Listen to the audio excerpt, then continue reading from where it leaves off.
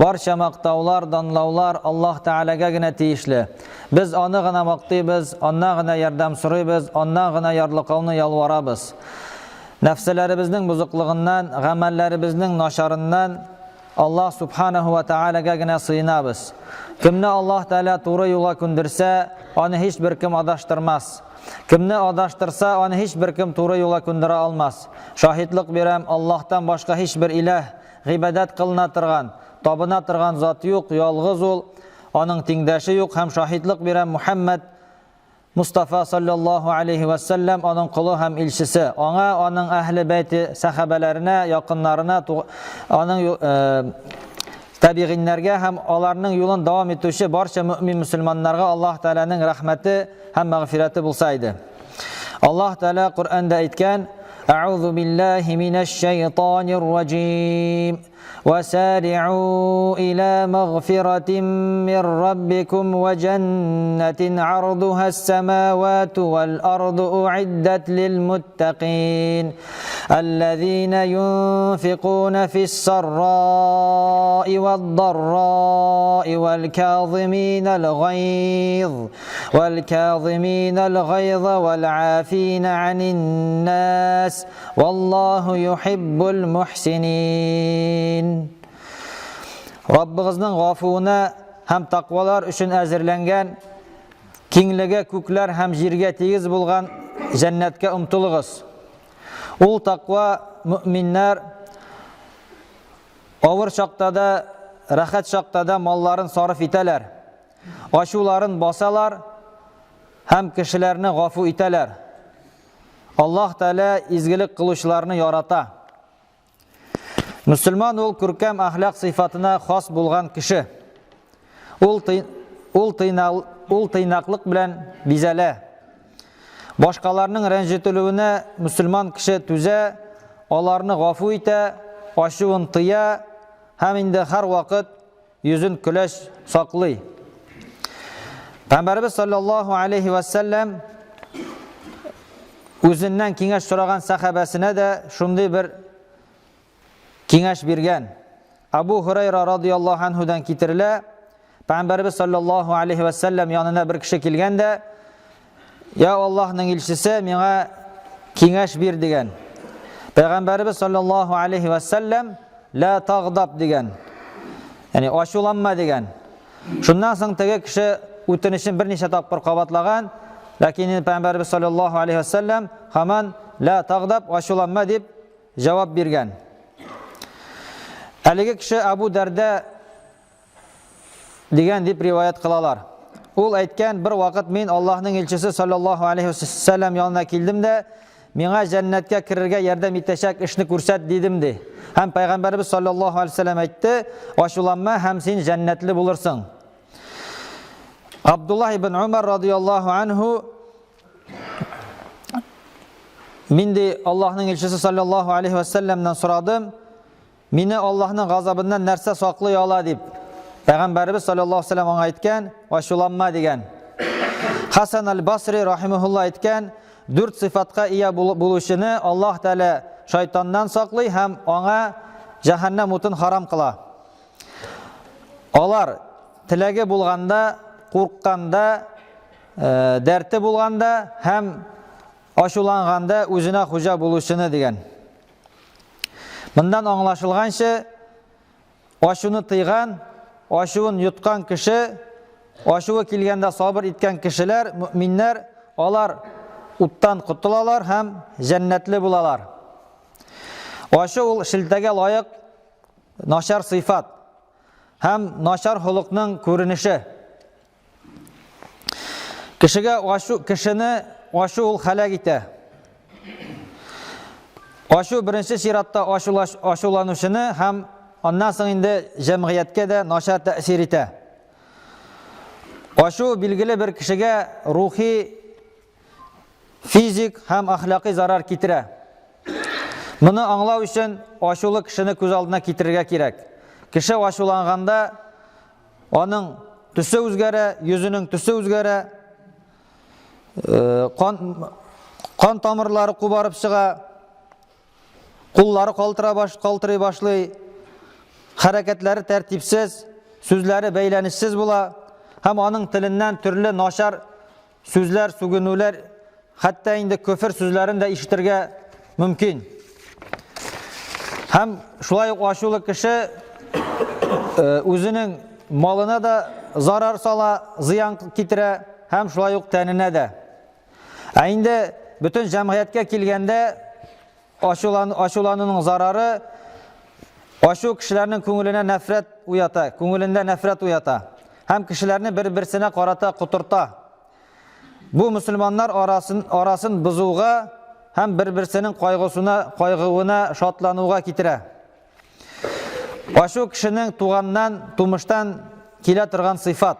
Ama şimdi mümin, Müslüman kişiler onlar onu basalar, aşulanının sebebin hem onun özünde basalar. Aşunun sebepleri var, hem onlar bir küp türlü. Mesela onlar bulurga mümkün tekebbirlik, başkalardan külü maksatı bilen mıskıl itu, oyun külkü, kişinin özüne kağılmagan meselede bahisleşuvi, artık baylıkka hem yukarı orunga umtulu sebep bula. Hem indi şulay yok aşudan kutulunun küp türlü yolları var. Onun birincisi, eğer kişinin aşuvu kilse, ol Allah Teala'dan yardım soravı. Allah Teala'ga sığınıvı. Allah Teala Kur'an'da aytgan: "Ve imma yanzaghannaka mineşşeytani nazghun fastaiz billah innehu semi'un alim." Eğer seni şeytan vesvese kılsa, Allah'tan yardım sora, çünkü ol işituşi hem biluşi. Bir vakit Peygamberimiz sallallahu aleyhi ve sellem yanında iki kişi talaşa başlayan. Hem birisinin yüzü kızarıp çıkan.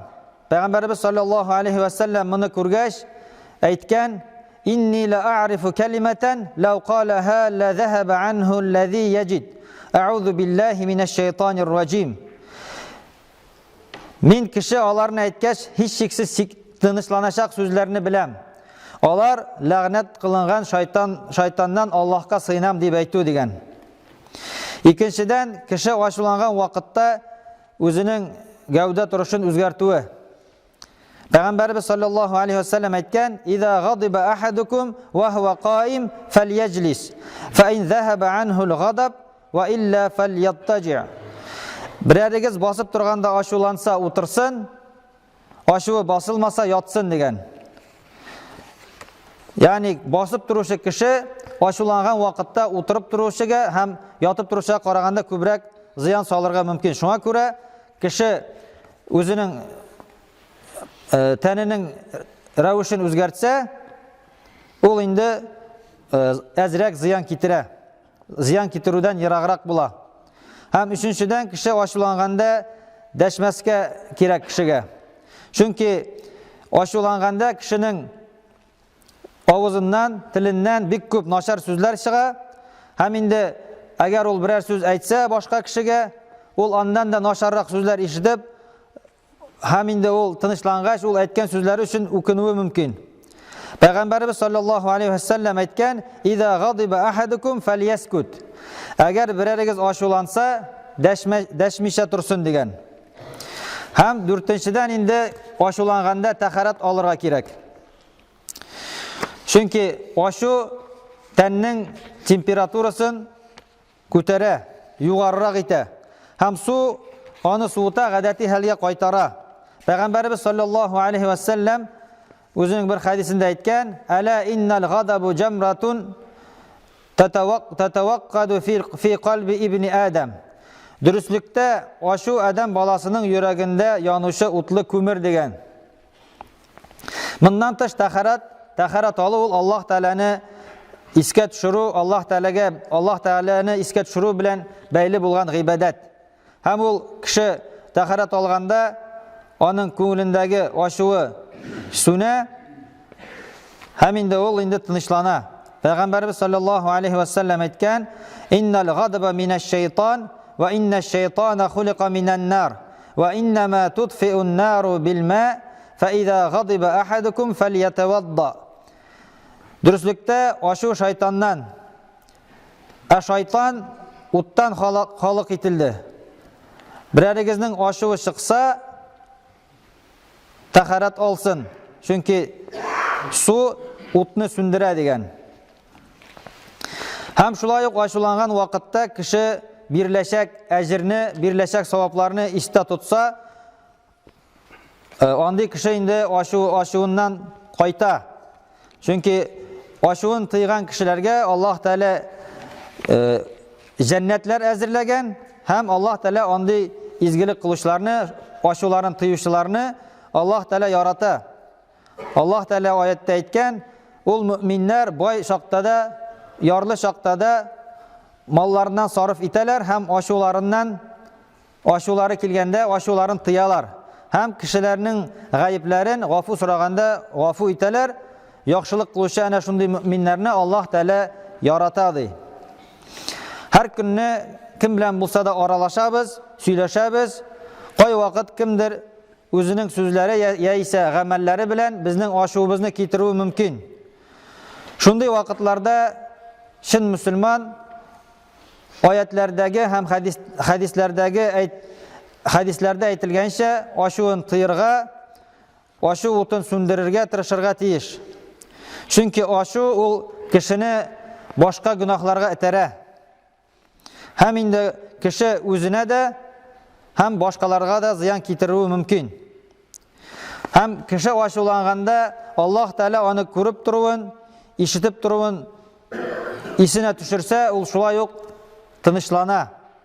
Ya ise göz aldına kitirsek Peygamberimiz sallallahu aleyhi ve sellem bizning qirida, bizning yonida tursa biz narsa ishlar edik deb kishi o'ylansa onun aşuvi inşallah qayta. Bir günni Ayşe radıyallahu rahim aleyhisselam Yahudiler yanından o'tganda ona olar noshar so'zlar aytganlar. Ayşe aleyhisselam olarga yaxshi izgi so'zlar bilan javob qaytargan. Hem onun qirindagi bo'lgan kishilar g'ajablanib so'raganlar, nega sen olarga noshar so'zlari uchun sen olarga yaxshi so'zlar bilan javob berding deb so'radilar. Ayşe aleyhisselam bulay dedi. Har kishi o'zida bo'lgan narsani sarf etadigan. Allah Teala endi barchalarimizga da yaxshi nig'na suylarga, oshubimizni tiyirga, sabır bo'lurga, Allah Teala'nın qo'shganlarini o'tab, tiyilganlaridan tiyilib, shin mümin Müslüman bulup Allah Teala'nın huzuruna qaytırga nasip ham yassar qilsaydi. Barakallahu lana ve lekum fil Qur'anil azim ve nafa'na ve iyyakum bil ayati ve zikril hakim innehu huves semi'ud du'a.